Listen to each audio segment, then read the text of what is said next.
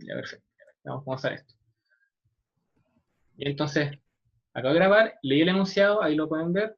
Y bien, estaba explicando un poco que dice que considere que las cargas están fijas. ¿Por qué dice esto? Y bueno, porque las primeras clases de Electro ustedes parten ¿Eso? con... No, tranqui. ¿Sí? Eh, Creo que no. ¿Aló? ¿Mini? ¿Pablo? Bueno. Eh,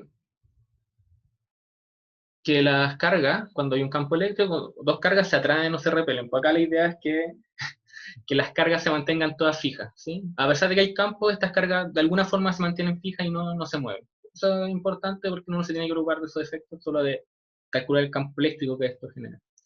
Y de hecho, eso nos preguntan encontrar el campo eléctrico en todo el espacio. Así que ahora pasemos a resolver esto. Bien. ¿Alguien tiene alguna idea de cómo hacer esto? ¿Sí? La hint es que vamos a usar ley de Gauss y no vamos a usar integración directa. Ahora, antes de empezar a hacerlo, voy a explicar un poco cuál es la idea de la ley de Gauss, como de una manera bien chanta. Entonces lo voy a escribir acá. La ley de Gauss uno la escribe como de esta forma, ¿cierto? Es el flujo de campo eléctrico acá en uno toma alguna superficie cerrada, o sea que yo tomo acá en el espacio algún volumen, yo lo encierro, tomo el flujo de campo eléctrico a través de esta superficie, y esto uno obtiene que siempre es igual a la carga que encierra mi superficie y con esta constante. ¿Ya? La acción 1 se encerró, sí. Ahora vamos a ver qué es lo que tenemos que aplicar acá. Entonces, ¿cuál es la idea de la ley de Gauss? ¿Por qué es tan útil? Y acá, esto que voy a hacer no lo hagan, es súper chanta, pero es como ahí van a ver que lo voy a hacer todo el tiempo. Uno va a elegir, dadas las simetrías de que tiene el problema, uno va a descubrir que el campo eléctrico no depende de todas las coordenadas y tiene como características especiales.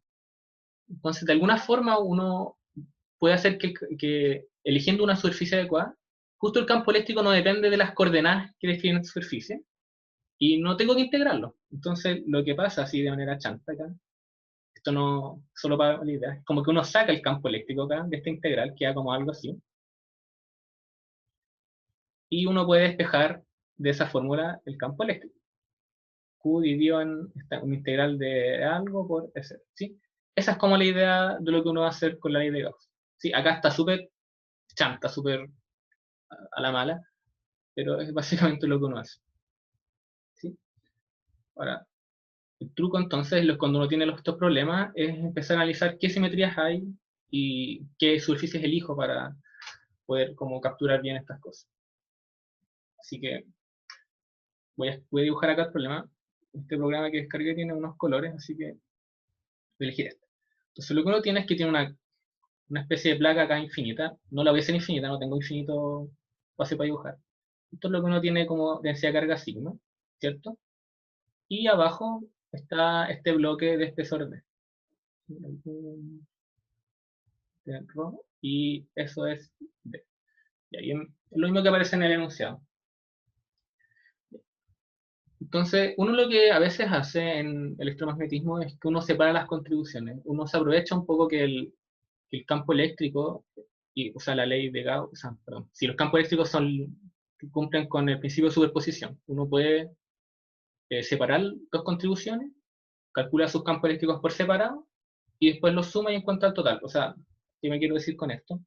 Es que, digamos, el bloque por sí solo produce un campo que le voy a poner, no sé, voy a ponerle E1, un nombre, y el campo y la placa de arriba también tiene su propio campo que le voy a poner E2. ¿Sí?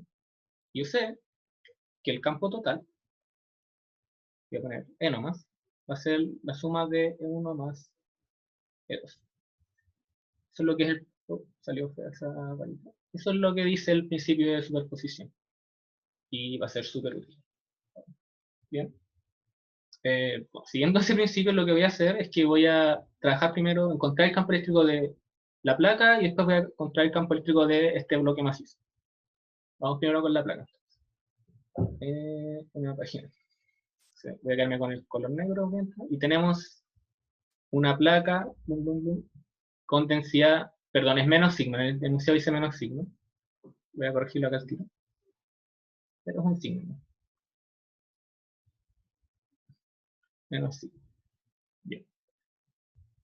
Y acá todavía, bueno, todavía no les dije mucho cómo encontrar el campo, solo como que simplifico un poco el problema. ¿Cómo voy a encontrar el campo de esto? Aquí es cuando uno empieza a analizar la simetría. Y yo cuando veo un problema de esto, me pregunto, ¿el campo eléctrico qué forma tiene? ¿Y de qué cosas depende? ¿Sí? Esto, bueno, ¿qué es lo que sabemos? Es que esto es una placa infinita, se expande en todas las direcciones. Así que voy a proponerles este ejercicio mental. Entonces imagínense a ustedes mismos, están parados acá en algún punto. ¿Están ustedes? Bien, bien flacos. Y de repente alguien los secuestra, qué mal, y los va a dejar en otra posición. Ustedes no saben dónde están. Mi pregunta es como, ¿ustedes podrían volver a su posición original? Si ustedes como que los mueven en este plano infinito. La respuesta es que no, porque este plano tiene densidad uniforme, no hay ninguna marca que muestre como dónde estás. Tú te mueves a lo largo del plano y todo se ve igual, ¿sí? Si tú estabas parado acá, te movieron a otro lado, y tú no sabes que te movieron, nunca te vas a dar cuenta que te movieron, para ti es como si hubieras quedado donde mismo. Y eso se va a reflejar un poco entonces en el campo eléctrico. El campo eléctrico tampoco sabe en qué punto sobre la placa está. ¿Y qué quiere decir eso? Quiere decir que el campo eléctrico no puede depender de, digamos, voy a ponerle acá coordenadas. Inventemos que esto acá tiene, no sé, coordenadas X, y para arriba Z. El campo eléctrico no puede depender de la coordenada X ni la coordenada Y porque no hay ninguna diferencia en ningún punto sobre esto. ¿Sí? ¿Se entiende esa idea? Por favor, pongan sus mensajes en el chat Sí. o díganlo en un micrófono. Bueno, escucho un sí. ¿Eso es porque es infinito? Es porque es infinito. Si no, esto no fuera infinito, uno en algún momento llegaría al borde o uno llegaría a alguna parte que te da una referencia. Ya, Pero, ahí sí ¿no? sería distinto. Claro, ahí sería distinto. Pero en el caso de una placa infinita, no. Ahí como que esta simetría se está. Bueno, Sí, es gracias. solo por ser infinito. Y eso es curioso. O sea, estos modelos así solamente son modelos aproximados. No. Sí. Uno obviamente aproxima cosas por placa infinita porque, como a ver, es muy fácil calcular este campo eléctrico. Ya, entonces, ¿qué fue lo que aprendimos? Aprendimos que el campo eléctrico, que en principio es una función de todas las coordenadas, perdón, hay una raya ahí, pero no se preocupen, sabemos que solamente puede ser una función de la altura a la que me encuentro. Y lo otro que voy a preguntar es sobre la dirección en la que apunta el campo eléctrico. Y ahora, como ustedes pueden imaginarse que también no todas las direcciones son iguales, o sea, no solamente uno al moverse encuentra como esta simetría, sino que si ustedes están parados y quizás están un poco borrachos y se ponen a dar vueltas porque alguien les dijo que se dieran vueltas, y en algún momento paran, es imposible a ustedes darse cuenta a qué dirección estaban viendo originalmente. ¿Sí? ¿Qué quiero decir con esto? Pensamos que ahora el campo eléctrico es el que gira. Tiene alguna dirección el campo eléctrico fija, pero esa dirección no puede depender del ángulo como en el que estoy viendo, no puede depender de alguna dirección así, ¿sí? Porque esta cuestión es infinita y simétrica.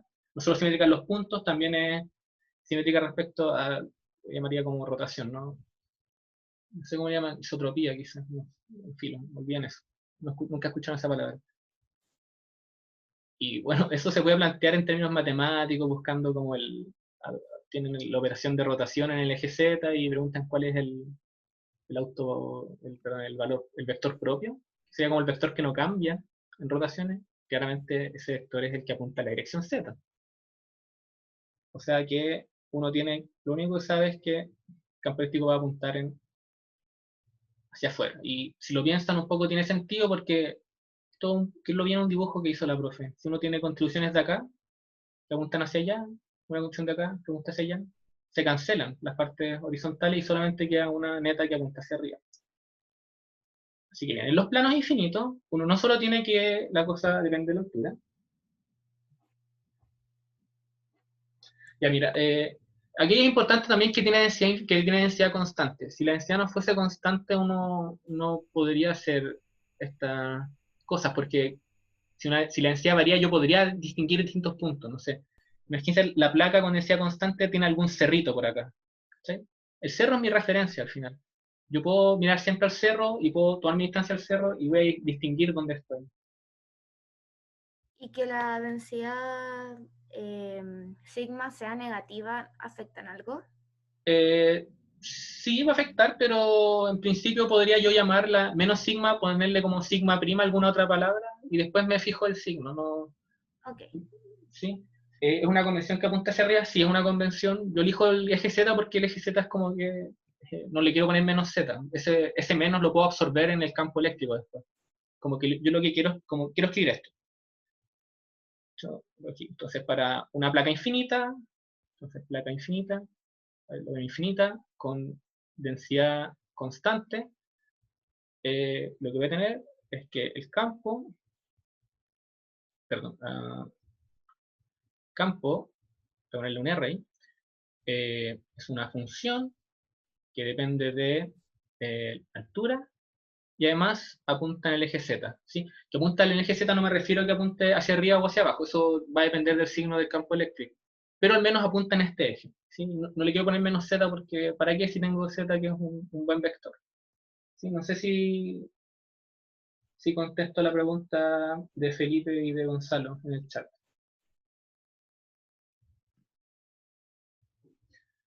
Ya, esto igual es importante lo que dice acá, lo que pregunta Gonzalo.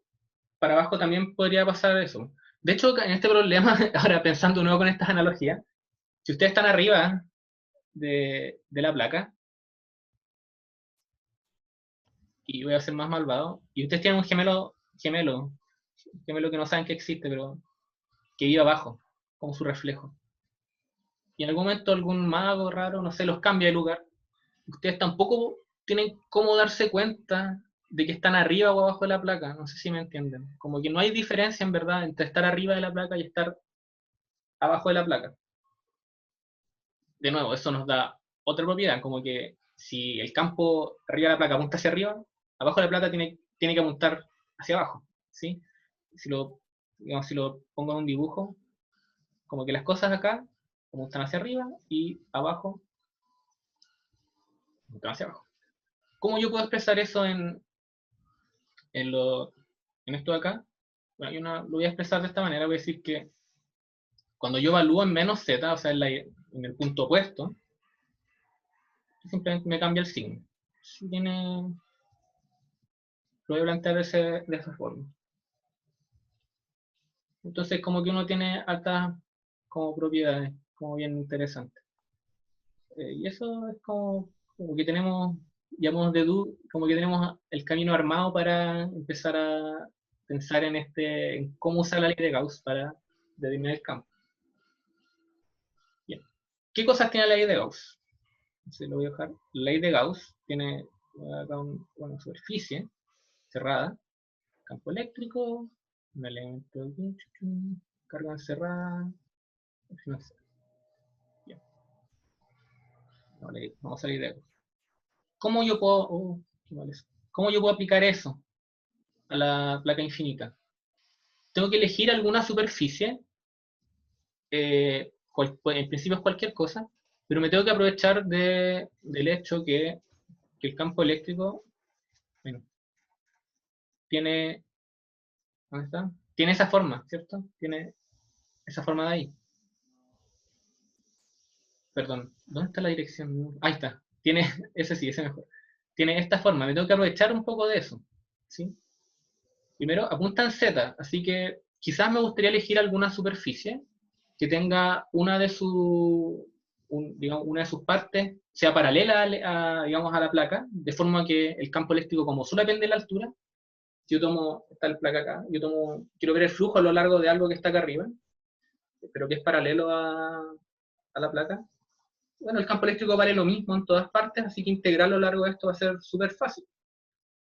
Así que quiero elegir algo que tenga como cosas paralelas. tengo que encerrarlo de esa manera. Puede ser una caja, puede ser muchas cosas. Yo siempre elijo un cilindro. Siempre elijo un cilindro. Entonces voy a hacer una nueva página mejor. Yo para poder resolver esto voy a elegir esta cosa. Y voy a explicar mi elección.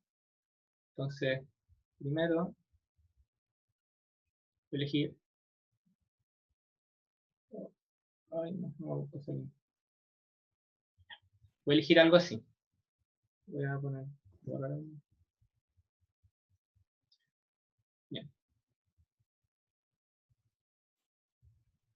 Voy a rayar. Bien. ¿Por qué yo elijo esto? Y que, bueno, como que no he dicho mucho sobre el cilindro, le voy a dar más cosas. Voy a decir que arriba, esto lo voy a hacer un poco para no integrar cosas, pero no, le voy a dar un radio, que de un radio R, este cilindro, y su altura es 2Z. Oh, qué feo ese Z. Es 2Z. ¿Y por qué 2Z? Bueno, es por algo muy particular. Es porque si yo pongo el cilindro justo centrado en la placa, la coordenada de la parte de arriba es Z y la coordenada de esta parte es menos Z. ¿Sí? ¿Qué significa eso? Significa que, como yo ya sé cómo es el campo eléctrico de Z en relación al de menos Z, eso lo hablamos antes, ¿cierto? Como que cambia de signo nomás, como que arriba si apunta hacia arriba, abajo tiene que apuntar hacia abajo. Bueno, si arriba apunta hacia abajo, abajo apunta hacia arriba.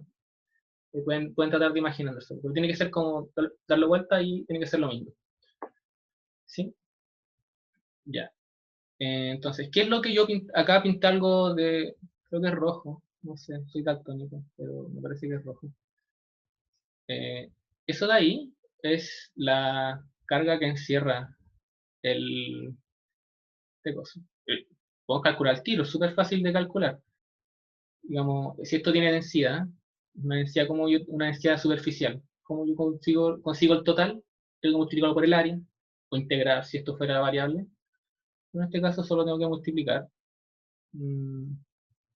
Esto va a ser igual entonces a sigma por pi por r cuadrado. Es solo lo que toca. Sí, porque mira, cuando uno habla de la carga, uno está pensando qué carga encierra este cilindro. Y si te das cuenta, la carga se expande a lo largo de toda la placa y este cilindro está acá como inserto, solamente lo que está dentro de la placa es solo eso ahí, solo eso que pintáis en rojo. Creo que rojo. Ahí es. Entonces la carga encerrada va a ser eso, hacer la densidad por el área de S. Perfecto. Tenemos uno de los datos, falta ver el flujo. Entonces ustedes ya saben calcular flujos, debe ser más o menos fácil. El flujo Nico. uno lo sé. Dime. A ver, es que no caché por qué dijiste un cilindro por sobre un cubo o por sobre un paralelepípedo, no sé. ¿Por qué Podrías cilindro? haber elegido un paralelepípedo, de hecho podrías haber elegido cualquier figura que hubiera sido como que hubiera tenido placas paralelas y tirarla para arriba, porque esa sirve. Elegí un cilindro porque a mí me gusta nomás el cilindro, me parece fácil de dibujar también. Pero podrías haber usado un cubo también. Ahora te vas a dar cuenta que de la figura que vamos a elegir solamente va a importar el flujo que pasa por las partes de arriba y de abajo. Vamos a ver eso. Lo que voy a hacer es que voy a poner acá el cilindro. No me gusta eso. Voy a ponerla con dibujito. Esto. Entonces, esto de acá lo vamos a dividir como en todas las áreas digamos, que definen mi cilindro. Es decir, esto es la suma de la tapa de arriba, le voy a poner tapa Z de S, más, no voy a escribirlo adentro. Sí, vamos a ver que solamente hay flujo en las tapas. Y eso es por la dirección que tiene el campo eléctrico. Esto también es la placa que está abajo, la tapa de abajo, ¿cierto? Y la suma de el manto. Voy a dibujar el manto de esta forma. Bien. Ahora, veamos al tiro lo del manto. Cuando ustedes piensan en el manto, ¿cuánto vale el DS? mi elemento de superficie, bueno, vale algo que, como el radio por, como este radio por dφ por dc. 10 minutos, y todavía no me actualizan a Pro. Ya, vamos a la siguiente.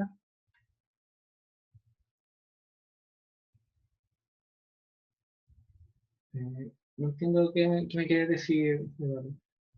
Pero si solo hay flujo en la... Pero acá vamos a verlo paso por paso. Esto de acá, y el elemento de superficie uno siempre lo elige como que salga de la superficie. En el caso de un cilindro, el manto, si uno lo describe por coordenadas cilíndricas y todo eso, esto apunta en la dirección, voy a poner radial, no me gusta poner el radial porque se confunde con el radio de esféricas, pero acá da lo mismo, como esa dirección así, hacia afuera, ¿no? Y bueno, lo que aparece en la ley de Gauss es E.ds, pero E apunta en Z, esto apunta en R tongo, así que su producto punto es 0. Así que la integral a lo largo de este borde es 0. Si usted eligió si alguien hubiera elegido un cubo o cualquier cosa, también todas las partes que no son las tapas van a también dar 0 porque sus direcciones son perpendiculares a la dirección del campo eléctrico. ¿Sí? Así que lo único que nos concierne en este caso es preguntarnos por cuánto vale el tapas. Si lo justificamos un poco, primero, el elemento de superficie uno siempre lo puede calcular de alguna forma. Acá, como un cilindro, yo sé que es ese.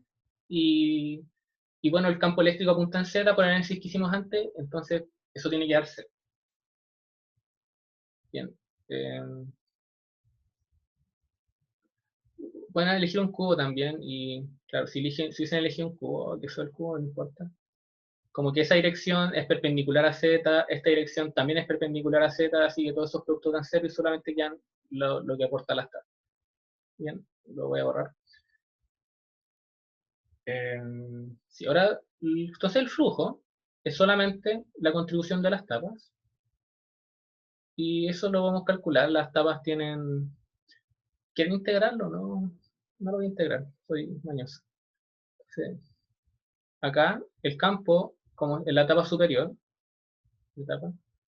el campo está evaluado en Z, y, y acá tengo Z tongo por ds. El elemento de línea de una etapa, el elemento de línea de la etapa también apunta en Z, ¿cierto? De hecho, a ver si lo dibujo acá. Si dibujo aquí la etapa, esto tiene el ds, apunta en Z. ¿Sí? Más, acá se está viendo un poco desordenado mi dibujo, pero digamos la idea. Entonces, el Z acá, esto vale menos Z.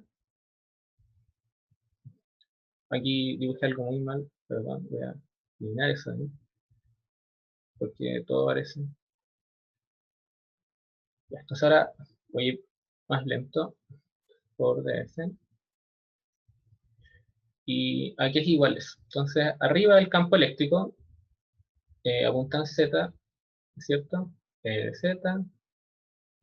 Y acá dentro queda Z punto, Z punto, Z tongo por el ds más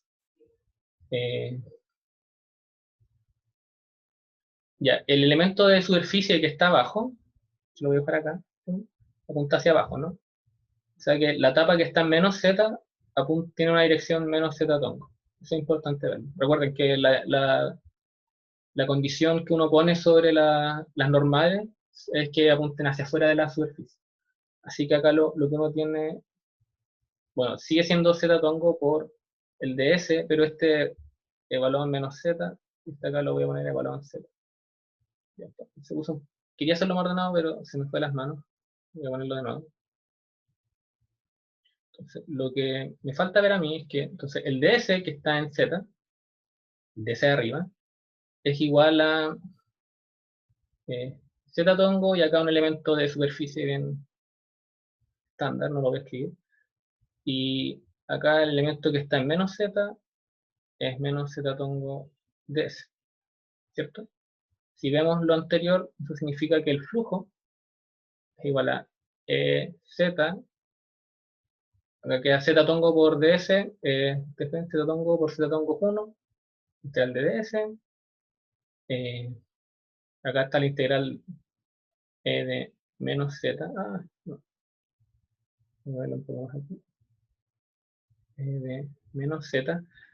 Y acá aparece z tongo por menos z tongo, o sea que esto me tira un signo menos, ¿sí? Creo que aprecien dónde aparece ese signo menos. Aparece de que el eje en que yo definí es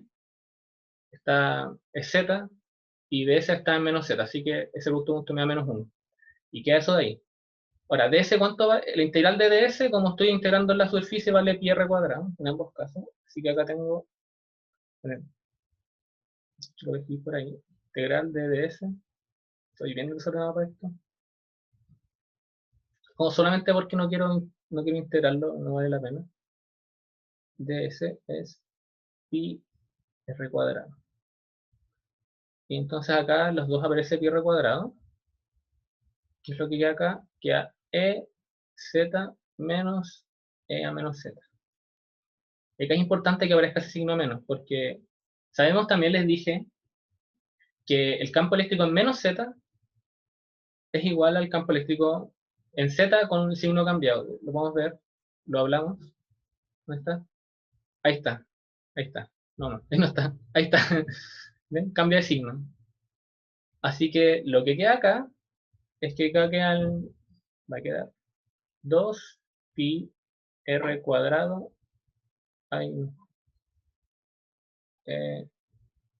de z. Quedan 3 minutos con 30 segundos. Así es. Estoy seguro que me alcanza para despejar el campo de la placa y voy a sacar la reunión para que ustedes puedan volver a ingresar. Entonces, juntemos ambos resultados. Por un lado tenemos, entonces, de nuevo, escribir ds igual a carga encerrada y en la acción.